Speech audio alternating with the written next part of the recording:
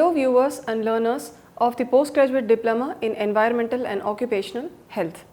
I introduce myself as Dr. Sushmita Bhaskar, working in the discipline of Environmental Studies at the School of Interdisciplinary and Transdisciplinary Studies, Indira Gandhi National Open University.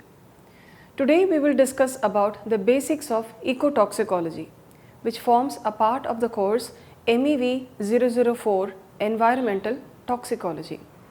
So we have seen the introduction to the toxicology and some of the sources of the toxicants and the mode of action and the distribution of these toxins. Also we have discussed where these toxins can even be stored for years together in our body. So that way there can be certain problems to the organ toxicity, systemic toxicity, and finally unless these toxicants are eliminated or taken out of the body, only then we can lead healthy lives.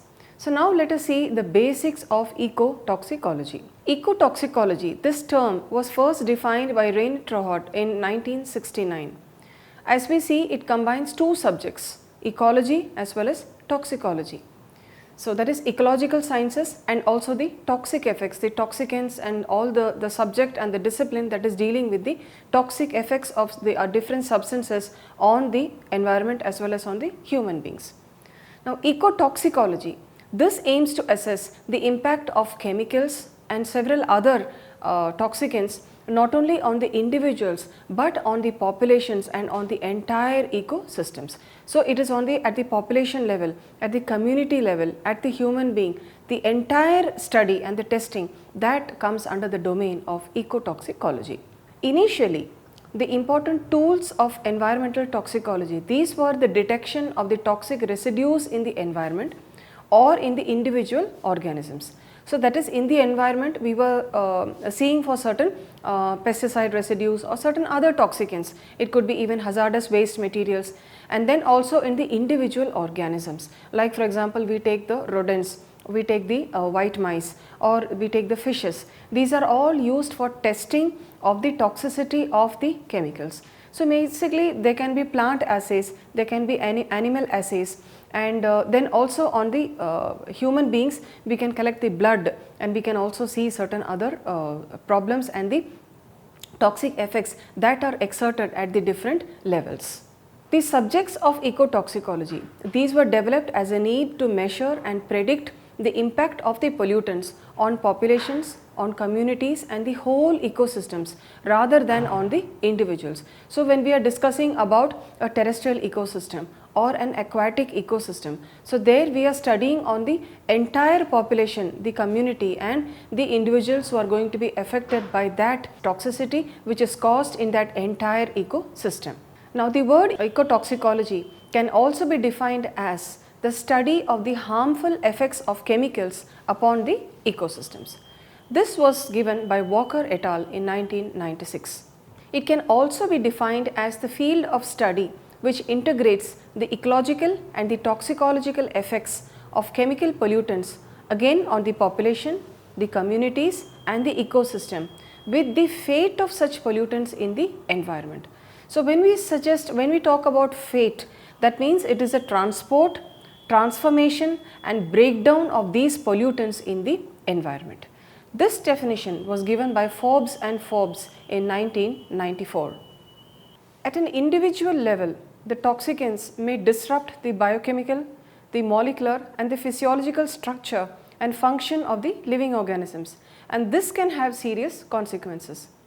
Now toxic substances, they are usually investigated using toxicity testing techniques. So that is, they aim to test the dose or the concentration of a particular chemical that is toxic, and this is done under controlled conditions in the laboratory, that is in vitro conditions. Now the toxicity tests are mainly carried out using either plant assays or the animal systems. So in the plants we can use the onion, that is the Allium cepa. Then you can use Potulica oleracea. These are all plants that are used in order to test the concentration, the lethality of a chemical, and we can also see the genotoxicity and the cytotoxicity that is caused by certain groups of chemicals or the toxicants. And in this, for example, if you take the Allium cepa and then when you squash the cells and then you add the stain, Then after that you will see that the chromosomal aberrations can be seen. You will see in the different mitotic stages, whether it is a telophase stage, the anaphase stage, you will see that either the chromosomes will be sticky or they will be bundled up together, or certain other chromosomal aberrations. There can be deletions, there can be insertions, you can find ring chromosomes. So many of the different types of anomalies you can see, and that is all due to the toxicity of that chemical that is exerted on the plant or the animal system. Now in the same way, you can also do it on the animal system. So you have the white mice. In this you can test the bone marrow of the mice, and then using certain stains like the Giemsa stain and so on, then when you examine them under the microscope, then you can see the different types of the changes, the aberrations that have taken place due to the toxicant or due to the toxicity of that on the animal. Then you also have to compare that with the normal system. Like if you are taking the toxicant at different levels, you can also give that at at different dose or the concentrations which you are applying, and then you take a normal system, you have to standardize it, and then you will come out with the data.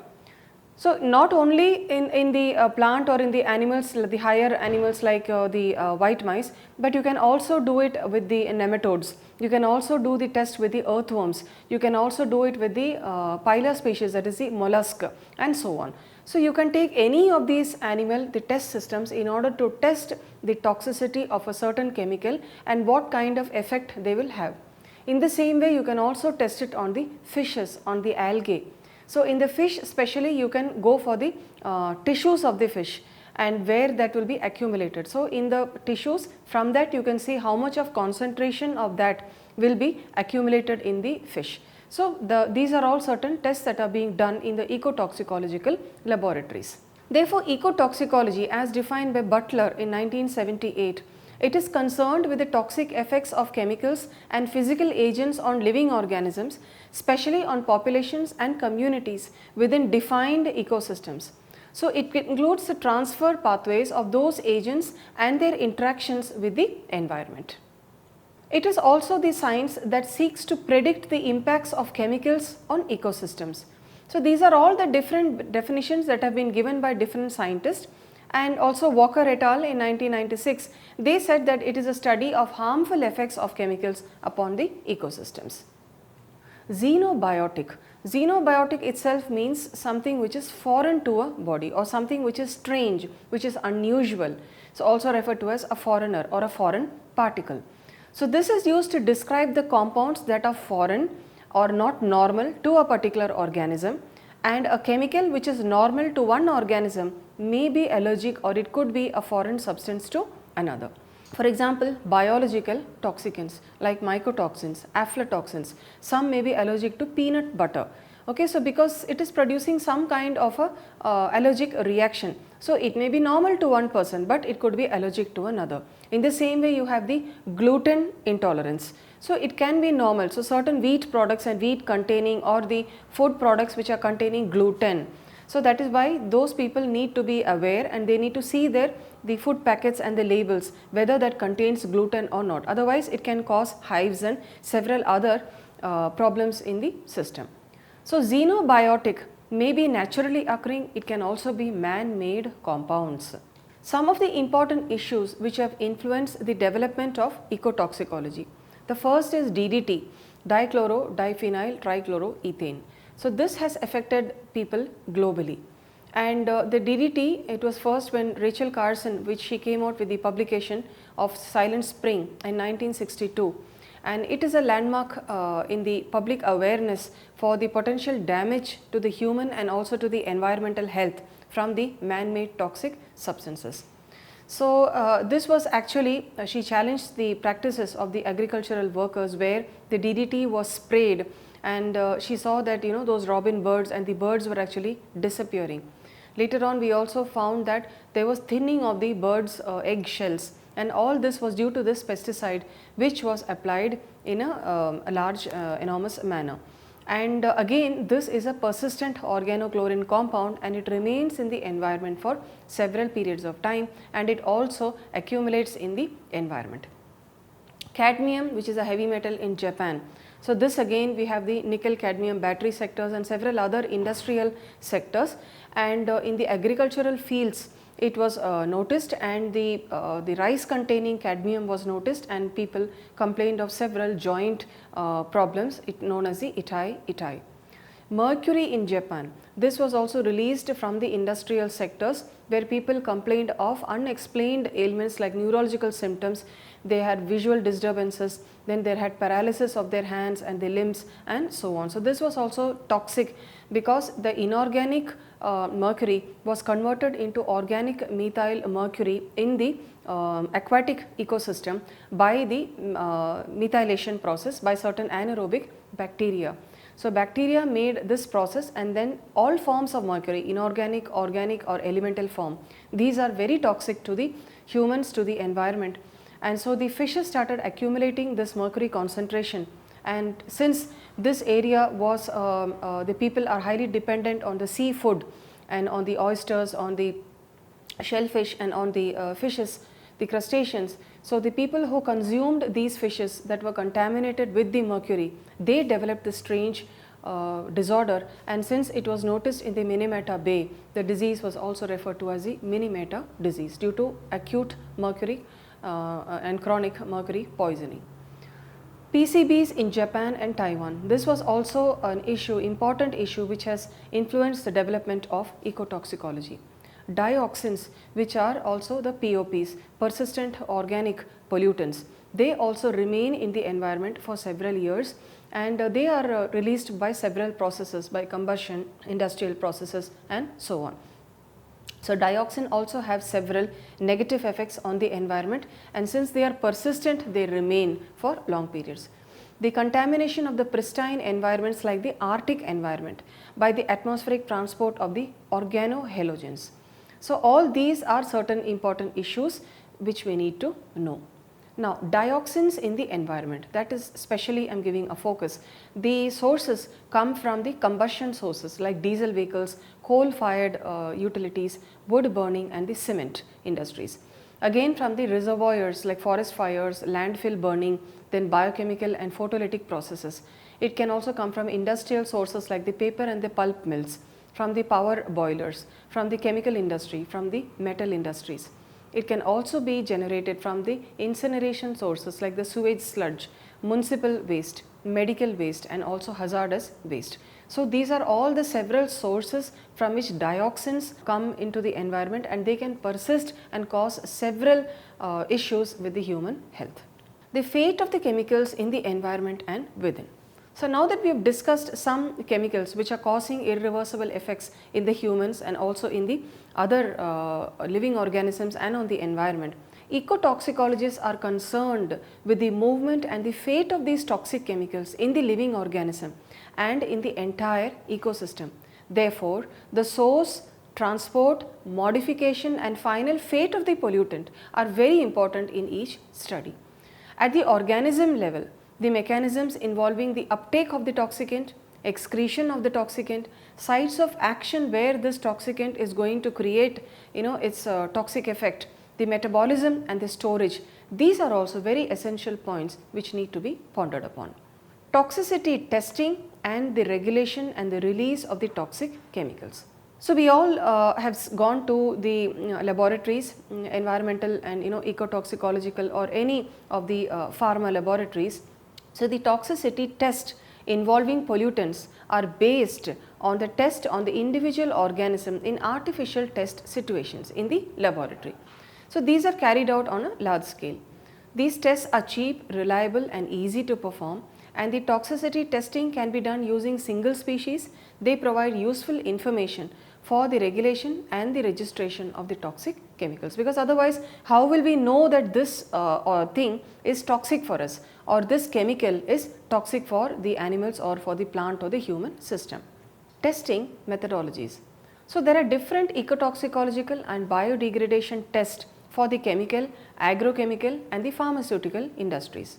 So these include the bacterial toxicity test, we have the algal growth test, acute toxicity test with the Lemna minor, acute and reproduction test in Daphnia magma, acute toxicity test with the marine copepod Acarcia tons, oyster embryo larval toxicity test, acute toxicity test with the marine invertebrate, earthworm toxicity test with the sediment dwelling organisms such as Chironomus or the Lumbriculus. Then we also have the test with the freshwater and the marine fishes. So, these are all the several toxicity tests that can be performed on the several algal, bacterial, and the plant systems. Endpoints, dose and the concentration. So, these are also important terminologies which are important in the ecotoxicological studies. There are many different ways in which toxicity can be measured, but they are usually assessed relative to a particular outcome or endpoint. So, majority of these 9 toxicity tests which we discussed, they measure the number of organisms that are killed by a particular dose or a concentration of the chemical that is being tested in the laboratory. So, the dose, this is used where the dietary dose of a test chemical can be accurately determined. For aquatic organisms, the test measure the concentration of the chemical in the surrounding water or the medium. Now, some more tests which can be used and then to extrapolate the data from is LD50, that is median lethal dose, which kills 50% of the population. Then we have the median lethal concentration, which is given as LC50. ED50 and EC50 is the median effect dose and concentration, which is the dose that is produced a defined effect to the 50% of the population, that will produce a defined effect to the 50% of the population. Then we have the no observed effect dose or concentration, no observed effect level, because these are used as the levels that the chemical does not cause a statistically significant difference than from the control. Then we have the lowest observed effect dose or the concentration. See, these are the various terminologies that are used. Then hazard and the risk. So, these are two different definitions. Toxicity data is used to make assessments of the hazard and the risk that is posed by a particular chemical. So, hazard is a potential to cause harm and risk is the probability that the harm will be caused. Hazard is a product of exposure and toxicity. Therefore, a compound with moderate toxicity but very high exposure, they may cause more damage than a very toxic chemical with a very low exposure. So, please keep these points in mind. Risk. This is usually defined using a predicted environmental concentration and the predicted environmental no effect concentration. So, information on the movement of the behavior of the pollutants in the environment are used to calculate the predicted environmental effect or the concentration, whereas the data from the toxicity testing must be extrapolated for calculating the PNEC, that is predicted environmental no effect concentration. So, therefore, only then you can find out the risk of the specific toxicant to an individual. Biomarkers, these are defined as a biological response to a chemical or chemical that gives a measure of exposure and sometimes also of toxic effects. They can be divided into biomarkers of exposure and of toxic effects. Examples of biomarkers. So, they range from the inhibition of the acetylcholinesterase in the nervous system of animals to the thinning of eggshells in birds. They can help establish the gaps between the laboratory and the field by giving direct evidence of whether or not a particular animal, plant or ecosystem is being affected by pollution. Immunotoxicology. So, this is the study of immune dysfunction resulting from the exposure of an animal to a xenobiotic. The immune dysfunction, this will include immunosuppression, allergies, autoimmunity or a number of inflammatory based diseases or pathologies. In the embryo, for example, fetus, the neonates, this study is referred to as developmental immunotoxicology. For most of the toxicants, the embryo and the fetus, they will show a heightened sensitivity compared with that of an adult, because they are very sensitive and they are also being formed in the very primitive stage when compared to the adult. Immunotoxicology. So, this is relatively a new interdisciplinary scientific field, and this focuses on the identification and analysis of the chemicals in a broader sense, also to the physical and the biological factors of the environment. This can cause unwanted and incidental immune modulations. There is also a term known as immunopharmacology, which investigates the immune modulative effects of various substances that are applied intentionally for therapeutic purposes. Therefore, immunotoxicology investigates the properties of new immunotherapeutic pharmacological products. They are prepared via recombinant DNA technique and with regard to their immunotoxic potential and the safety of their use. This includes the interleukins, interferons, growth factors, anti-inflammation drugs, neuroendocrine hormones, neuropeptides and so on. So, it also deals with the immunotoxins, the substances isolated from bacteria and plants, and the general property of which is the inhibition of proteosynthesis, that is diphtheria toxins, the Pseudomonas exotoxin, then ricin, ribosome inactivating protein and others. So, this is an idea of the immunotoxin and immunotoxicology studies. Substances which are exhibiting the immunotoxic effects. So, immunotoxicants are the factors of the external environment and they can cause significant changes in the immune mechanisms both in the human and in the animal systems. Then there are immunomodulators, which are a group of substances of the different origin which also affect the immune system. In the environmental toxicants, they can include the pesticides, industrial emissions, drugs, then we have the radiations, the physical factors like UV light, especially the UVB light, electromagnetic fields. All this include the environmental toxicants which can exhibit the immunotoxic effects. So, the action of the immunotoxicant, this will result in reduced reactivity of the immune system. That means it is causing a certain kind of immunosuppression like the PCBs, the lead or the cadmium, and it can also cause excessive reactivity like in the case of polycyclic aromatic compounds, organophosphate insecticides and so on. Some substances like nickel and mercury, they can also lead to autoimmune diseases. The susceptibility of the immune system to immunotoxicants, this depends on the properties of the respective chemical and the complex nature of the immune system, that is the antigen recognition and the processing, then cellular interactions, cooperation, regulation and amplification, activation and differentiation of the cells and also production of the mediators by the various cell types. Therefore, the interactions of xenobiotics with the immune system, they can also be affected by the additional factors such as malnutrition, stress and genetic predisposition. So, from the point of view, there are several mechanisms of immunotoxicants that we recognize, that is there is systemic and the local effects, and there are also some selective effects on the target cells, that is the beta lymphocyte, B lymphocytes, the T lymphocytes and also the macrophages. Systemic immunosuppression action. This is affecting the activity of the immune system as a whole, and that can develop due to the action of various chemical agents. For this action alone, there were certain studies, detailed studies that were carried out in the rodents. And what were the observations that the scientists made?